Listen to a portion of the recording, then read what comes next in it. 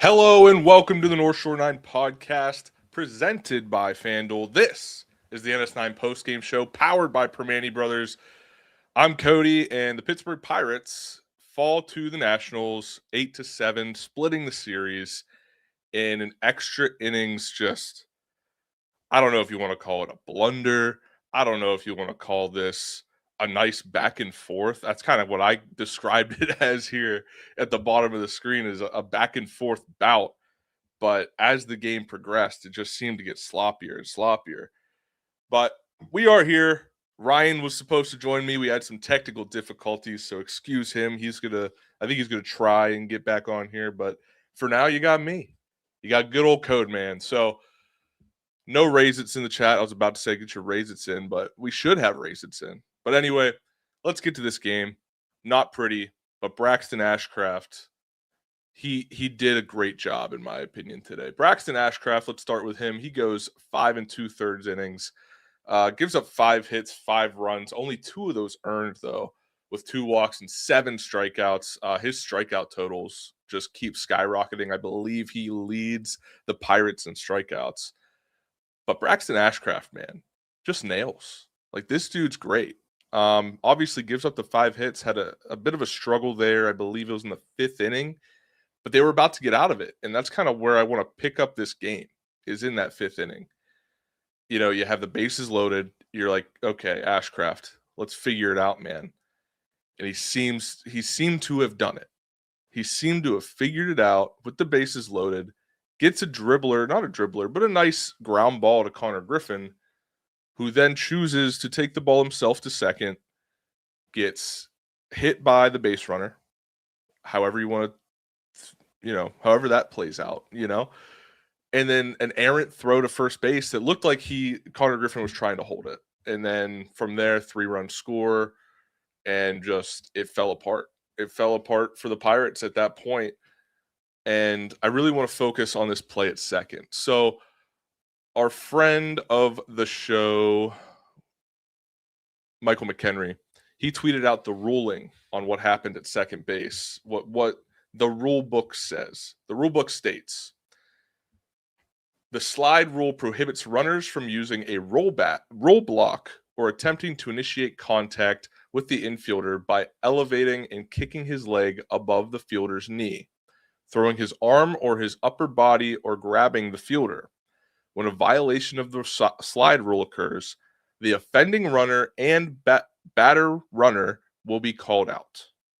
So, from my observation of what happened at second base in the 5th inning, regardless of what I think of what Connor Griffin should have done, I'll get there. That should have been a double play by rule. Because the runner, who I believe was Vivas or Nunez, one of those two, should have, it was Nunez. Nunez slid into second. Now, I'm not saying the contact was what the initial contact is where this rule should have went into place. It's whenever his arm comes across and he errantly grabs, whatever you want to call it, he hit Connor Griffin with his arm, his opposite arm, on the slide, which in my opinion is proof of grabbing the fielder. Throwing his arm or his upper body or grabbing the fielder. To me, that's a double play. By rule, it should have been a double play because of the runner's error. Now, it doesn't go the Pirates' way. Pirates give up 3 runs there. Don't help out Braxton Ashcraft whatsoever. And as Wireless Grape says, nice to see you in the chat, he hit the man's butt. You just can't do that. You can't hit the man's butt. He literally spanked him. So just a play that I think the league got wrong there, because they obviously challenged. I know on the broadcast, I think Bob Walk said, Don Kelly should challenge this and say, or no, this was for later in the game with Mangum stealing second. My apologies. But anyway, this is a play that the league got wrong. He spanked him in the butt. plain as day. There was contact to the runner that did not need to happen, or contact to the fielder that did not need to happen. But the Nationals get a gift there. Now we can to continue on to this point. I think Connor Griffin made a rookie mistake. He should have tossed the ball to Brandon Lau, whether it was a close play or not. Lau was there. Lau was there to make the play, to catch the ball, get the put out, and throw to first. In the case that Connor Griffin tosses that ball to second base to Brandon Lau, the Nationals score at most 1 run. And you get maybe no outs, but a better possibility at 1 out. So that's my thoughts on that play in the 5th, where this game really got off the rails. And then we continue into the 6th. Ashcraft, he started strong, had a pop out and a strikeout. You're like, all right, Ashcraft's going to get through 6. It's going to be a great outing for Ashcraft, regardless of what happened in the 5th. And then he gives up a double to Sisk. Or no, sorry. He gives up a single. Sisk comes in, and Sisk gives up a double that scores Vivas, giving Ashcraft another earned run. So that stinks and just brings us to this bullpen. This bullpen really has been the Achilles heel of this team so far. Sisk comes in, only pitches a third of an inning, gives up 2 hits, gives up an earned run, not including the run that scored and was credited to Ashcraft. So really, he comes in and gives up 2 runs. It only gets a strikeout, had 3 whiffs, 3 called strikes, but he leaves the game after the 7th following a leadoff hit from James Wood. Then Johan comes in. Johan Ramirez has been one of the better relievers in our bullpen. He has been, if I could, I have the lunch pail today. We're doing the day game lunch pail player of the game still. Don't worry. It doesn't go to Johan Ramirez today, though. But for how he's played throughout this season, Johan Ramirez has been the lunch pail player of the team. Like, he's been that guy that a mess shows up and he's going to bring his lunch pail. He'll bring out his thermos. He'll get to work. That's what Johan Ramirez does. He comes in, pitches an inning, gives up a hit, gives up a run, has 2 strikeouts, but also 2 walks. Wood scored on the hit by pitch, and I'm joined by Ryan finally. I was doing good. What are you doing? You're messing up my mojo. You just want me to leave? Can you hear me? I can hear you now, so stay. Oh my God. What I had a setup over here. It looked like the Pirate game today. Very sloppy. Very sloppy, Cody. I'll say. I don't know. Where are you at on this game? So we just got past the 5th. We were talking about Sisk. Now we're on to Johan Ramirez. And I was really just talking about how Johan, he's not getting the lunch pail player of the game today, but he is the lunch pail player of the team. Like, he has been that guy that comes in, cleans up the mess. He'll go multiple innings. He'll do what you need him to do. But he did come in today, give up a run. Whoa, excuse that. Voice crack. That's what happens when you make me talk too much, Ryan. Right. But he gives up a run, has 2 walks, 2 strikeouts, 6 whiffs, 2 called strikes, though. And James Wood scored on a hit by pitch, which was credited to Sisk. So on then an he had on an 0-2 count. On an 0-2 count. And then wild pitch scores another run. So, that's just how this bullpen's gone. Yeah. It's just not been great. You started the inning with Sisk, which was interesting, I thought. And then, he lets the guy on. Ramirez comes in and tries to clean it up. And right.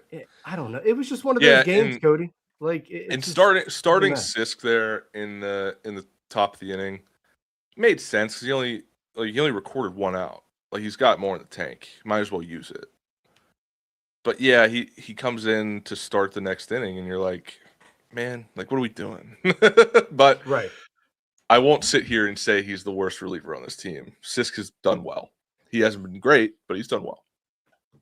This was only, his second appearance, I think, with the team this year? I believe so. He had an appearance in the 16-5 victory. Yep. So then we go on. Keep going. Keep going. You go. You're rolling. Keep going. Then we go to Isaac Mattson. I'm just rolling through the pitching right now. Isaac Mattson comes in for an inning. He's okay. Like, this wasn't the Isaac Mattson we're really used to seeing, but he got through it. Didn't give up a run. Walked a guy. Only had 1 whiff, 2 called strikes. 18 pitches, 10 were strikes. That was the one thing with these pitchers today, Ryan. For the majority of them, let me go back and look at Ashcraft for a second, though. Yeah, the majority of these pitchers were dope. They were dope. They were getting strikes. They weren't throwing balls. Ashcraft had 90 pitches with 64 strikes. Sisk comes in, 14 pitches, 9 strikes. Ramirez, 17 pitches, 12 strikes. And Mattson, 18 pitches, 10 strikes. And that's all you can really ask for. Put the ball in the zone, but if it would have made them not hit the ball, that'd been great. That'd have been better. Well, yeah, and this bullpen's been taxed, so it's, the fact that we have another extra inning game doesn't help. So you're throwing guys that maybe normally wouldn't be out there. But the Nationals, dude, before the extra innings, they had 7 runs. They had no home runs, Cody. They didn't even have a hit with runners in scoring position. Like, that's how just, I don't know what you want to call it, fluky, weird. Just, it was a bizarre game. Yeah, they scored 7 runs off. They didn't have a hit with runners in scoring position until extra inning. So, and I know Neil chimed in our group chat, and he was like, they've scored all these runs off of 4 hard hits. That's it. Yeah. It was 7 runs off of 4 hard hits. And, like, that's not how it's supposed to go. That's not – the math doesn't math there. No, it doesn't. And meanwhile, the Pirates have 15 hits. We score 7 runs, but it just wasn't enough. It was just a weird game because, it starts out, they're trading zeros back and forth. And then Nationals score 4, we score 4. Then the Nationals score, Pirates score 2, Nationals score. I mean, it was just like the game got stupid. The game got really crazy. And it's a shame they lost because, look, you can lose 1 to the Nationals. And look, the Nationals just swept the Brewers. So it's not like they're not a doormat, I don't think, by any means. They have some good young hitters. But are things just falling down over there? Your apartment? That was the lunch pail. The lunch pail is down. I kicked the lunch pail. But no, it's just look, now you have to take more, you have to take a series from the Nationals, and they were right there. We had so many chances. You could say what if on about 9 different things throughout this game, and they just didn't get it done. And dude, there was bad defense. It was sloppy. There were, like we mentioned, the 0-2 count. You're hitting a guy.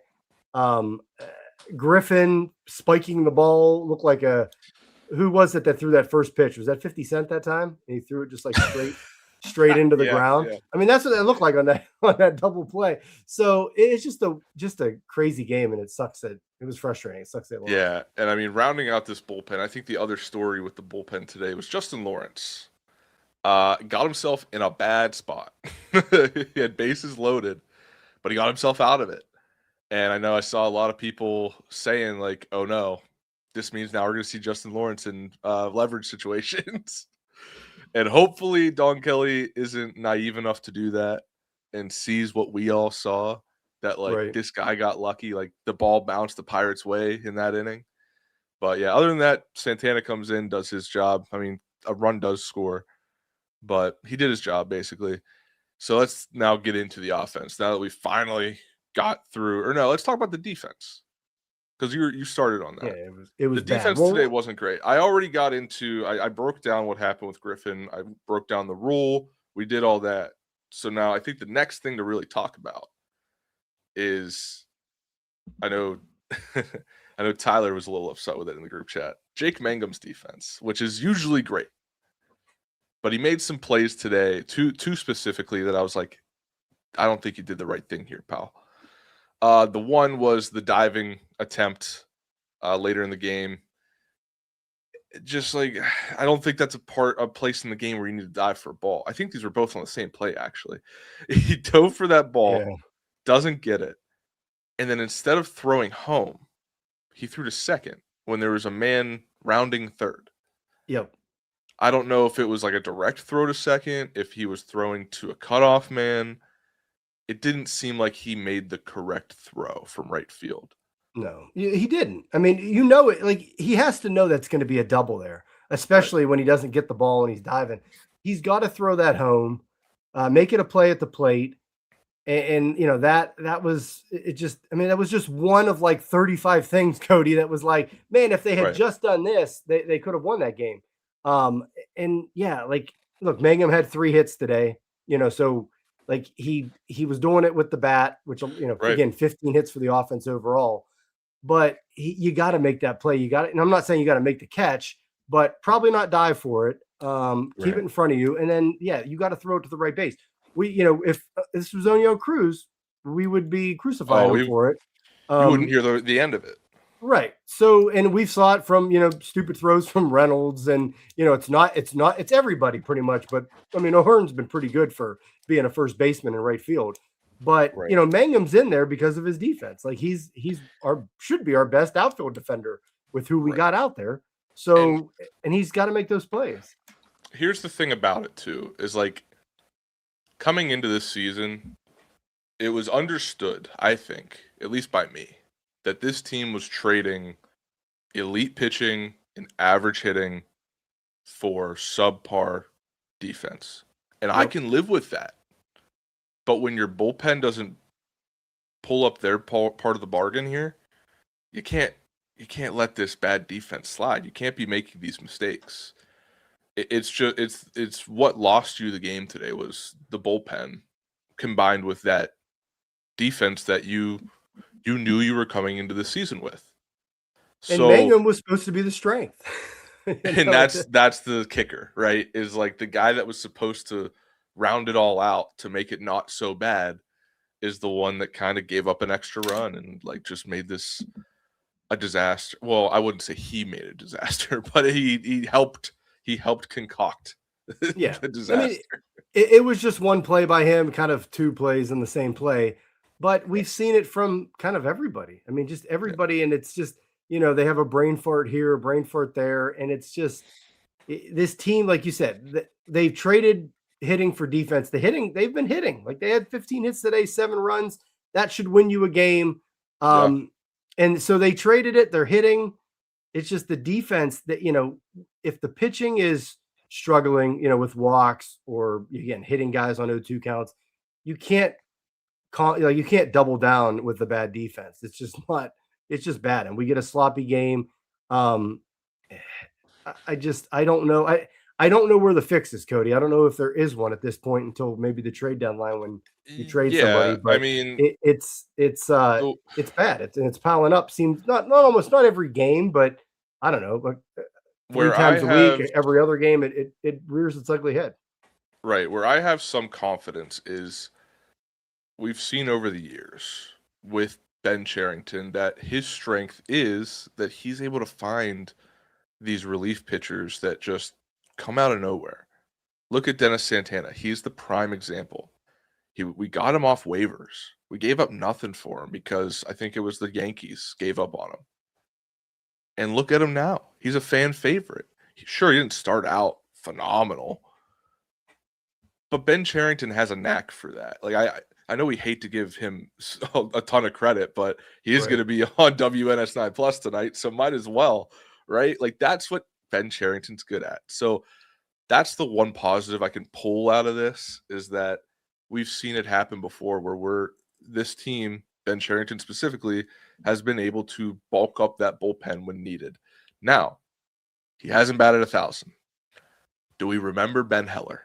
Like he's had some bad pickups too. So as much as he basically batted 1,000 in the offseason, I think it's gonna be hard for him to bat 1,000 on the waiver wire to find pitching in the bullpen.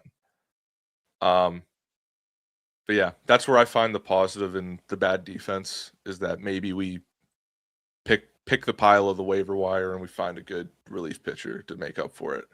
Plus, you got guys in the minors right now that, I mean, they're not looking great, but maybe if they're not in, like if you take a starter from the minors and put them in a relief spot, maybe they're a little better. Yeah. I know we know the defense is not great. Again, Mangum making a bad play out there, it's kind of a one-off, whatever. It just kind of funneled in this game where because look, you saw Woods out there for the Nationals. I mean, he was dropping a ball. He was, trying to pick it up, dropping it. Like it was just one of those games. Like everybody, it was so sloppy. I don't know if it was just the Nationals were ready to get out of there, and I don't know, we're staying for the race series. I don't know why we were playing like that, but it was just sloppy across the board. And I said it in the group chat, like, watch this game go to extra innings somehow, and it did. And they should have, they almost were out of the 10th inning with no runs allowed, which is, I mean, that's a huge advantage with the runner on second. And we get out of, we don't get out of that inning, end up giving up a run, and we get into the bottom of the inning and we can't score a run. Hey, we have a special appearance by Neil. Well, are we not angry enough, Neil? Is that why you're here? Hey guys. Oh my god. I'm intrigued now. What's up? This is what happens when, I start the show solo. Everybody's got to come save me. I'm here. Now look, Neil's having technical difficulties. All right, Neil. I'm gonna put you down here until you figure it out. But I do want to move. Maybe not. I don't know. But I do want to move on to the offense. We talked a lot about what happened defensively. So looking at the offense today, the highlight of this is Don Kelly put out the worst possible lineup. But guess what, Ryan? They still scored 7 runs. Like that's like, I hate to be an internal optimist because I know nobody wants to hear that right now. But your worst lineup scored 7 runs. Yeah, that doesn't happen. No, for and us, people were flipping out about this lineup, and I get it. Like you sat O'Hearn and Horowitz. There's a lefty on the mound, so it makes sense. I don't really know if this team has a good lefty lineup, Cody. Like it is what it is at this point. But hey, they came out, they hit. Even in a game with the lefty starting, like Lau had some bad at bats against the lefty, but then he still ends up with 2 hits. He tied the game, forced extras. Like, it's just Mangum has 3 hits. Gonzalez has 2 hits. Like the big bear, Cody Ozuna gets off the schneid, gets a home run, dude. He has awakened. He has awakened from hibernation. He hit the 3rd level of the rotunda, which, as Greg Brown said, he's like, I think there's like 10 batters in less than PNC Park history that maybe have hit that area. So, I mean, just if he gets going with that power, like look out. So there were obviously promising signs. But yeah, it was. It's just they don't have a good lefty lineup. It is what it is. They really don't. And to highlight this a little more, I know nobody wants to hear this, but how impressive it was that they scored as many runs as they did. Foster Griffin is one of the Nationals' better pitchers. He has a 2.0 record, 3.05 ERA. Sure, that's not like Paul Skeens level, but that's pretty good around the league. He has 19 strikeouts this year. Like they did this against a good lefty. Yep. And he was overseas for 3 seasons. So how much tape do they even have on him? But the offense was good today. It didn't start out good, but Ashcraft was rolling. It was 0-0 through 4. Right. And they just came up the other night, one hit, 1 run short, and geez, there it goes again. Yeah, it sucked, but yeah, the guys made it happen. To bounce off what you were saying with Ozuna, I want to highlight the 2 halves of the lineup today, and it was what happened with the lineup today is what is supposed to happen with a major league ball club. I know last year we saw a lot of times where the back end of the lineup, they were the ones coming through. Yep. Today, that wasn't the case. 1 through 4. I may be off a little bit with the numbers. I didn't update it after Mangum's at bat, but they were 8 for 18 with 5 RBIs. It may have been more because, like I said, I didn't update it, but they had 5 RBIs, 3 of those coming from Ozuna. And then you look at the bottom half, 5 through 9, they were 6 for 16, still kind of the same, not as bad. They just had a hard time stringing together hits. They only had 2 RBIs in the back half. So, you look at that, you look at those numbers, you look at the runs scored from this lineup. That's where I keep pressing that point. They scored 7 runs on a Sunday with a Sunday lineup. I know it's like nobody wants to be positive right now. I get it. But I'm impressed. Like the Pittsburgh Pirates do not do this. and they're doing it. Like, Yeah. it's early in the season. I think it's fair for me to try and find the positive in a game in April. You know what I mean? A Yeah. loss in Oh, yeah. April. Especially And this is for it. the This start is we've that had. positive. Right. Yeah, you look, people flipped out about the lineup, and then during the game, like it's 0-0, and people are kind of flipping out. Yeah. Dude, this lineup, and I get it. Like we know it. We've been conditioned as Pirate fans. Like we watched some of the worst lineup offense we've seen in the past like 5 years. So I get it. But this team, it's not that. This isn't that team. This Right. team can get guys on. They can put traffic on the bases. They can hit power. They can hit for power. They run the bases better than we've seen in recent years. Like they typically, like, even when once they tied it up and it was 4-4, then the Nationals kind of came back. Like you still kind of felt like they're gonna get this. They're gonna tie it up at least. They're gonna be Yeah. back in this game, and they were. And they just keep chipping away. They don't, yes, sometimes they don't come through with runners in scoring position, but every team does that sometimes. It's just we just needed an average offense. And right now, like some games they play better than that. And it's especially with the power, you have more than, two guys in the lineup that can go deep. And if guys like Ozuna are getting hot with Cruz and Reynolds, like we'll be okay. Like the offense is going to be okay, guys. I do have to talk about one decision here, Cody. Yeah. So, we talk about this lineup. It's a lefty. Joey Bart's in the lineup. That makes sense. He hits generally over the course of his career. He hits lefties. So he plays the whole game. You have a situation in the ninth inning. Guys are on base. It's 2 outs. Joey Bart's at the plate. You pinch hit in other situations. You got Reynolds in the game. I think O'Hearn came in the game. Wouldn't you rather, you got a righty on the mound? I would have rather have seen Henry Davis up there at that point and let him hack away, and then what do they do in the bottom of the 10th? Bart ends up being the ghost runner. Well, they pinch run Henry Davis. Anyway. So it's like, why don't you just bring Henry Davis in the ninth, let him bat, and then, with the righty on the mound? That was my one thing. It's like, and Don Kelly, he got a lot of crap this series for the last loss in the series, and then today as well. The honeymoon phase with Don Kelly's a bit it's a bit off. Yeah, it's off. It's off. So I get it. But yeah, that's one where I would have went with pretty much anybody else than Joey Bart up in that ninth inning, especially against the righty. So yeah, and I do like what Open Creation says here. Tomato point. Like, they're both not great, Ryan. Yeah. I see your point. Yeah. But I also say you're putting the same guy up to bat, basically. Like, you're doing the same thing. So could you have put a new bat out there and seen if it could do something? Sure. I hear you on that. But I really, like, Henry Davis has not impressed me enough to tell me that he's going to get a hit in that situation over Joey Bart. But Bart also has a 485 OPS, and Henry Davis has a 623. So it's almost 200 points higher.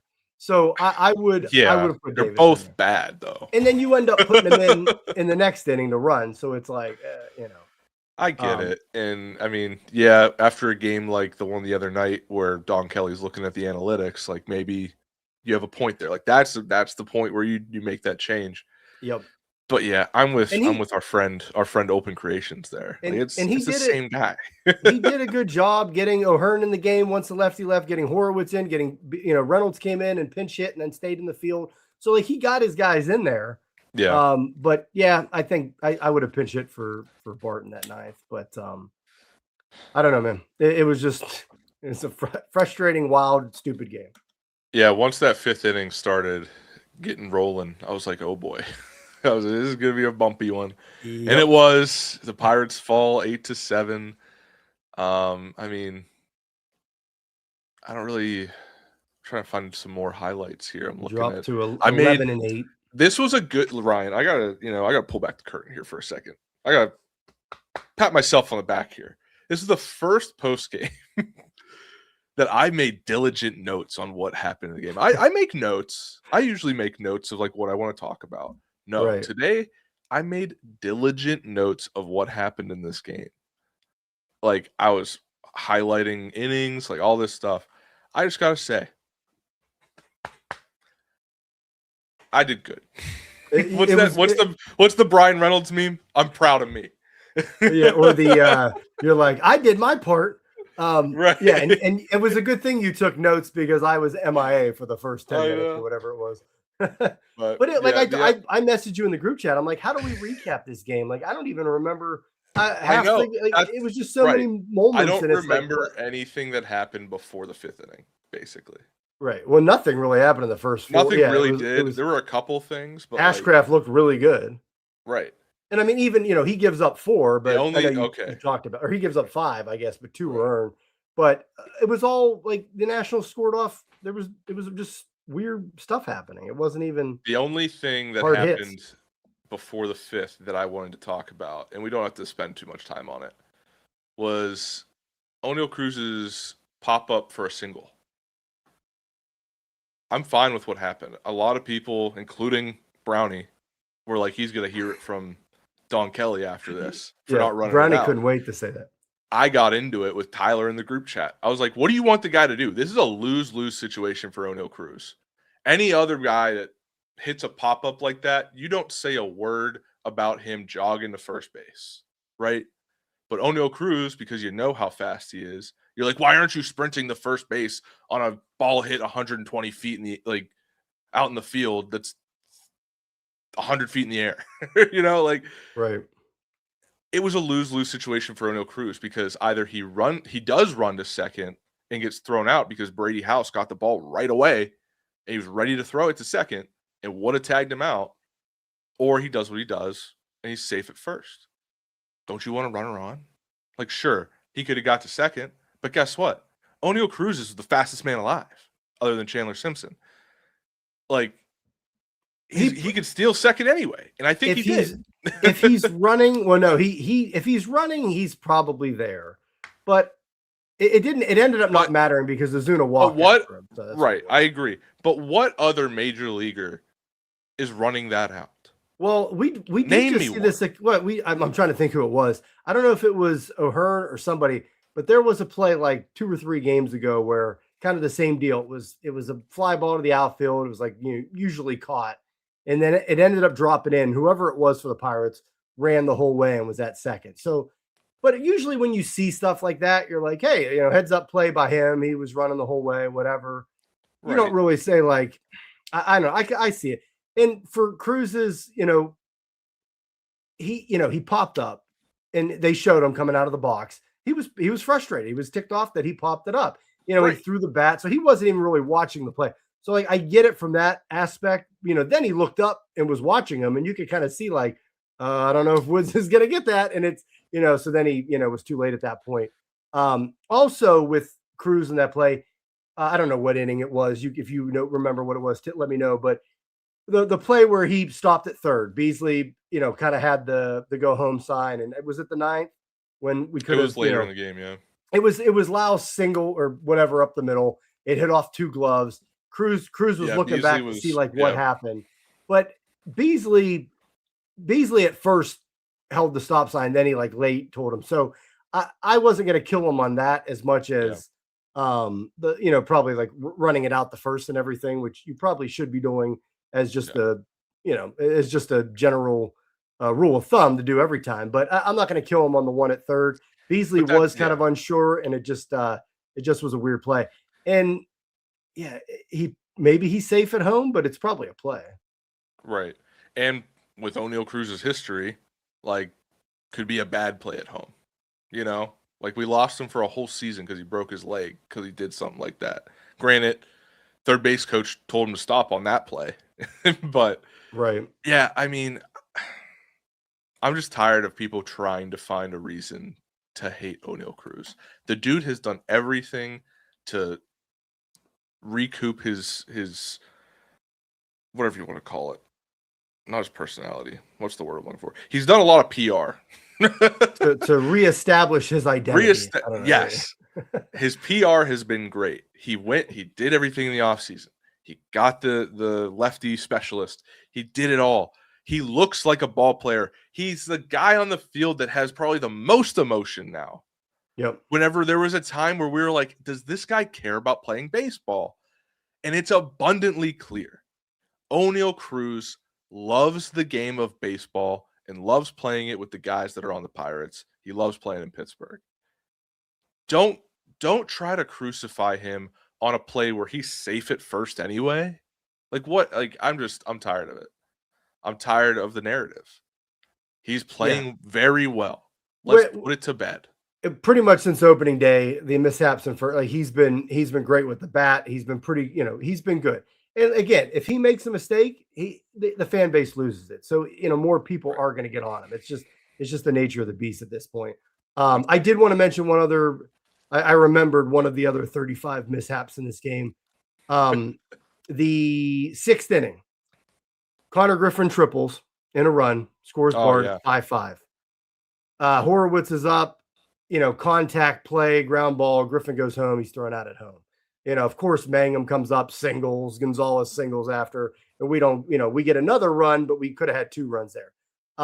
It's just one of those, it's the old contact play. He goes, and if he doesn't there, you're up 7-5 after that inning. So it was just, again, it was just one of those games, and Griffin didn't have the greatest game defensively either. Dude, he was close to that home run. Close to that first. So that's a good transition because he did he made his mistakes, but he also did what he could to make up for it, right? He really tried. He really tried to be the lunch pail player of the game, Ryan. he tried so hard after those mistakes, he didn't let it phase him. He hit that triple, which I thought was a homer, and I got really excited because I made something for that and I wanted to post it. Right. But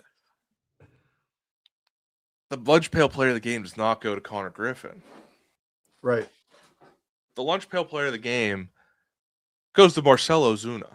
Nice. The big bear comes out of hibernation, looks like Brian Giles out there, and hits a ball on the third level of Rotunda, 434 feet, I believe, and just woke up this offense. Whenever we thought, ho-hum, Sunday lineup, this game's over, Marcell Ozuna wakes the crowd up and says, "We're not dead," but they lose anyway. So get hot, Marcell. Yeah, hopefully this means he's getting hot. I know everybody's been talking like he's a sleeping giant, he's a sleeping bear. He comes out of hibernation today. He had a double yesterday as well, and he's on his way. And I'm not saying he's going to go on a streak here, but I think we're going to get a little more consistency, some more extra base hits from the big bear. Yeah, and that's why they signed him. That's why he's here. Like, he doesn't play defense. He had that grounder that he was like this. It was in the hole, and he's not fast. He's not fast. He's very slow. Got thrown out on that double play. He's here to hit home runs and doubles, Cody, and he homered today off the rotunda. So yeah, get hot, hit some home runs. Because look what he did today. He turned the game around. I mean, they were down, and big home run. It's game-changing power, and they desperately need it. So that was good. So I like that. I like that the lunch pail player of the game because it's tough to go with other people in this game. He was just sloppy from mostly everybody. Yeah, like I said, Connor tried hard to redeem himself, but not enough. The big bear had it in the bag. Well, anyway, Ryan, what do we got from FanDuel coming up for tomorrow? We're facing the Rays, a team that likes to bunt a lot. I know that the pitchers were practicing that the other day. That was reported by some beat writers. What do we got on the odds? So tomorrow, Bubba Chandler on the mound. Pirates are favored at home against the Rays, minus 140. Minus 140. So, we were bigger favorites this series. We were like, I think, Skeens was like minus 210, but then we were like minus 150, 160. Yeah, I think yesterday was minus 160. Didn't work out because we lost 2 of them, but the Pirates are favored. And then Skeens on Saturday, NS9 tailgate will be there. That should be a high, maybe minus 200 or whatnot on his bobblehead game. So bobblehead game. Remember, you do not need to be in line before the game to get your bobblehead. Everyone gets one. Yep. So that means you have more time to go to Canal Street lot, go to the tailgate, I'm hearing whispers, Ryan. I'm hearing whispers of bad weather. And I just got to say, phooey. There is no bad weather. And there won't be any bad weather because NS9's coming to town. That's right. So go to the tailgate. We also, Ryan, we have cones that we're giving away. A lot of them. I'm excited. We got a lot of them. I won't be there, unfortunately. I'm already feeling the FOMO, but the guys are going to be holding it down. I think I'm the only NS9 member not going, and that sucks. Last year it was Neil, but maybe that's why he made an appearance for 3 seconds in this show. But yeah, he didn't make it last year. He had a wedding. And now you're the Neil this year. You're missing out. I am. You know, hey, it's WrestleMania weekend. So yeah. Now, will your parents priorities? Be there? Will your parents be at the game? I doubt it. Oh, okay. Yeah. I thought maybe we could get some of the Colemans, but I'm sure they'll be there in June. I'll be there in June. Don't worry. We got another one coming. Don't worry. But make sure you hit the tailgate, hit the ballpark this weekend. Show up to the ballpark. Like Neil says, show up to the ballpark. Show support for this team that's playing really good baseball because we don't get to see it very often. It seems to come around every decade. So go to the ballpark, enjoy. Like we said, WNS9 Plus tonight with Ben Cherington, GM of the Pittsburgh Pirates. Yeah. And I think we're out of here, Ryan. Because I'm out here. Apologies for the technical difficulties, but I showed up. I was, I showed up for my boy Cody. Wait. We appreciate you, Ryan. All right, guys. Take it easy. Thank you. Have a good one. All right, that wraps up this episode of North Shore 9. Thanks so much for tuning in. Whether you're listening on the podcast or catching us on YouTube, if you enjoyed the show, please give this video a thumbs up and don't forget to hit that subscribe button if you haven't already. It really helps us grow. And if you're listening on the podcast, a quick review goes a long way in helping others find the show. Plus, be sure to tell a friend about us. There's always room for more here in the NS9 community. And for those looking to support us a little more, consider joining our Patreon, become an MVP member, and get exclusive perks while helping us continue to bring you more of the Pirates content you love. Thanks again for all your support, and let's go Bucks.